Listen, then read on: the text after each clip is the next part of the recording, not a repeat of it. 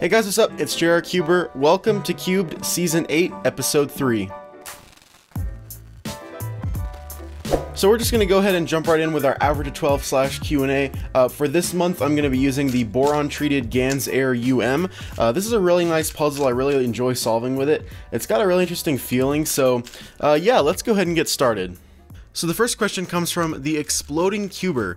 Do you think that there really is such a thing as a cube that could be classified as a beginner speed cube? This almost implies that new cubers shouldn't use better cubes. Well, I think that is what is being implied, and I don't think that's a bad thing per se. I don't think it's very wise for new cubers to be going out and spending a lot of money on expensive 3x3s that they really don't need. Most budget 3x3s that are very inexpensive and more geared towards beginners perform very well for people up to a relatively fast speed. Plus, usually these cubes don't require quite as much maintenance and are lubricated out of the box. I see a lot of newer cubers get really expensive 3x3s but don't really know how to handle them and how to take care of them and how to maintenance them. And so they die very quickly because they haven't been lubed and tensioned properly and set up properly. And honestly, it's really sad for me to see someone get a really expensive puzzle, but because they don't treat it right, it kind of goes to waste. So I think beginner speed cubes are great, and they can work for even intermediate and advanced cubers as well if you set them up right. Some of them are really nice. So that's what I think about beginner speed cubes, but if you guys have a different opinion, definitely be sure to let me know. I'm actually kind of interested in this topic now. Anyways, the next question comes from Music Bike. If you could get any puzzle mass produced that hasn't been already and isn't planned to be soon, what would it be? I think I'm gonna go for higher order tetrahedrons, so Pyraminx type puzzles, like the Royal Pyraminx and the Elite Pyraminx. Those are such cool puzzles, and I would absolutely love to have them in my collection. And I would doubt it if they ever did get mass produced, but I would love it if they would. Michaela is Batman. Do you think that magnetic cubes are going to make cubers not as skilled? Like before magnets, we can only depend on how well we manage turning, but now it's like magnetic cubes are taking that important skill away. So with this, I don't think magnets are so strong that it's taking away our ability to control our turning. Magnets usually are much lighter and give the puzzle a more subtle difference in the way it feels, but I can see where you're coming from, how in the future we could like rely on magnets too much, so if a puzzle doesn't have them, we wouldn't be able to do as well. I mean, ultimately your speed is going to come down to how well you can solve the puzzle, how good your F2L is, or whatever method you're using, all that kind of stuff. Your TPS and your controllability is definitely a factor in it, but I don't think it's quite as important. If someone is a really skilled 3x3 solver, I'd be willing to bet that they could pretty much get the same average on just about any recent 3x3, whether it's magnetic or not. So I'm going to lean on the side of saying that magnets aren't going to have a negative effect like making people less skilled in the future. But think about it this way, if magnets are in fact helping people control their cubes, then that's actually going to help them get faster. It's not going to make them less skilled. I don't know, that's what I think about it. Again, this is another one that I kind of want to hear from you guys and see what you guys think. Andrew Salas, what are your thoughts on boron 3x3s? Do they have their own distinct feeling, or do you think that it has the feeling of old plastic die-in 3x3s? Would you consider them better in any way? So the boron treatment does definitely make cubes feel softer, but I don't think it gives it quite the same feeling as old plastic die-ins. The feeling that you get from a boron cube is a bit sandy, actually. It gives it like a sandy type smooth feel. I don't know if it's even possible to completely replicate the feeling of old plastic die-ins, but I'm not sure about that. What I'd actually be really curious to see is a boron treated die-in Xanchi and see if that actually feels like an original plastic Xanchi. Anyways, those are all the questions I could answer today. If you had a question that didn't get answered or a new question, you could leave it in the comments and I might answer it next month. Alright, so that was a 1444 average of 12. That's a pretty standard average for me. I did get some really good solves in there, including that sub 10, which was just really lucky. But yeah, there you go. There is an average of 12 with the boron treated Gans Air. This is a pretty nice cube. I really enjoy solving with it. Anyway, let's go ahead and move on to this month's challenge. So this month's challenge comes from Lukey Plays, and he challenged me to solve a 3x3 and a 2x2 one-handed, one with one in each hand, I should say. So yeah, let's go ahead and do this. I'm going to be using my boron treated 3x3 for this, and then this magnetic 2x2 in each hand. So here we go. He provided the scrambles, so I've already scrambled the puzzles with those scrambles. So let's go ahead and do this. We'll start with some inspection. We'll take a look here. Okay, and then look over here. All right.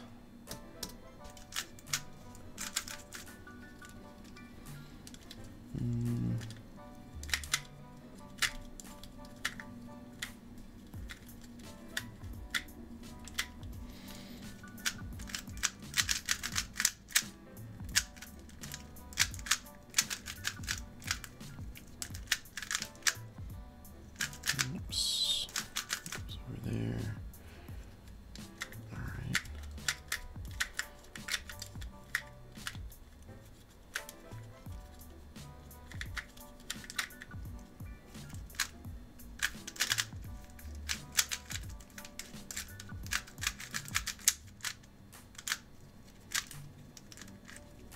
No, I'm gonna do it this way.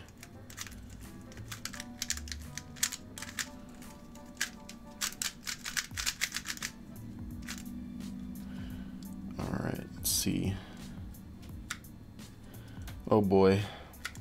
I think I'm just gonna go ahead and do 2 T-perms because that's gonna be easiest for doing this with my incorrect hand. I think I may have just lost my place in my algorithm though. Let me see. Ah, no, I got it. Okay. And let's do T-perm here. What do we got? Okay. Let's do another T-perm. Actually, this is a J-perm, I'm pretty sure. But that's okay.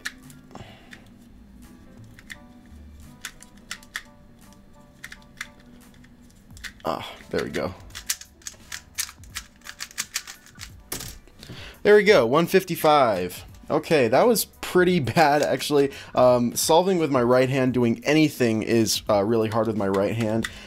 So even doing this 2x2 is really hard, and that was the most inefficient solve ever. But either way, I still won by a little bit. Lukey Plays got 2 minutes and 7 seconds, so I win. Anyway, thanks to him for submitting the challenge. If you guys would like to submit a challenge for next month, then record a video of yourself doing the challenge, then leave the link to that video in a comment on this video down below. And that's how you can submit a challenge for next month. Anyway, that's all for this month's challenge. So on to cubing news. I'm going to go ahead and talk about all of the new cube releases as well as all of the new world records from this month. So first up, new releases. We've got the ShengShou Pearl 3x3, newest 3x3 from ShengShou. It's $14, so a bit of a mid-level 3x3. Then we've got the Cube Style Axis Cube. So this Axis Cube just has one color, whichever color you choose, but one color of stickers. Which is interesting because the Axis Cube is supposed to have 6 different colors, but whatever. There's also a hollow sticker version, and they also made a windmill, it looks like a windmill bump cube actually. Then we've got the Mofeng Jiaoshi Pyraminx. So this is the Pyraminx of the Cubing Classroom series by Moyu, and it is $8. Then we've got the Chi Zheng S 5x5. This is a pretty cheap 5x5 at $9. It is at $6 on sale right now at the Cubicle, and that one's only in stickerless. Then we've got the Moyu Ready Cube. The Ready Cube was a puzzle designed by Oscar Van Deventer several years ago, and now it's being mass produced through Moyu. And this seems to be more of like a Dino Cube type mod, but I will be unboxing this pretty soon, so that'll be exciting. Then we've got the mass-produced Valk 3M. So this one is a magnetic Valk officially from Chi and not a Cubicle Labs version. Apparently the magnets are slightly weaker than the ones in the Cubicle Valk M. Up next we've got the Ghost Hand Phoenix 3x3. So Ghost Hand made a couple of 3x3s back in like 2008 or 2009, long time ago. So it's really cool to see that they've actually returned, because I didn't know they were still making puzzles. So that's really cool. Then we've got the Z 3x3, which is another budget 3x3. It's in stickerless bright only. It's $5 on sale for 3 right now. Then we've got the Cube Style 2x2 Mirror Cube, so 2x2 mirror blocks from Cube Style. This one comes in blue stickers or red stickers and is $7. Then we've got the GANS 356 Air UM Max Park Signature Edition. So I've unboxed this recently. This is basically just the GANS 356 Air UM set up exactly the way Max Park's was set up when he broke the record with a 639. And that one is $46.39, obviously priced after that world record. Next up, we've got the Cyclone Boys Fei Hu 2x2 sculpted version. So this is just like the X-Men Galaxy Megaminx sculpted, where each of the pieces kind of has like an indent with a border around it. I'm not sure if that's really necessary for 2x2, but pretty interesting, I guess. Then we've got the Mofang Jiaoshi MF4 4x4, so another Moyu sub-branded 4x4 in the Cubing Classroom series. Next up, we've got the Z Magnetic 3x3, which I unboxed recently. This is a budget magnetic cube at $14 and is a magnetic version of the MF3 RS from the Cubing Classroom series. Then we've got the Yushin Megaminx, which is a bit more of a budget Megaminx. It's $8 and only comes in stickerless as well. Then we've got another entry-level Megaminx with the Chi Hang S Megaminx sculpted. So this one is sculpted just like the X-Men Galaxy Megaminx, and that one is $8. Then we've got the Chi D 2x2. This one comes in black and white, whereas the previous one was only in stickerless.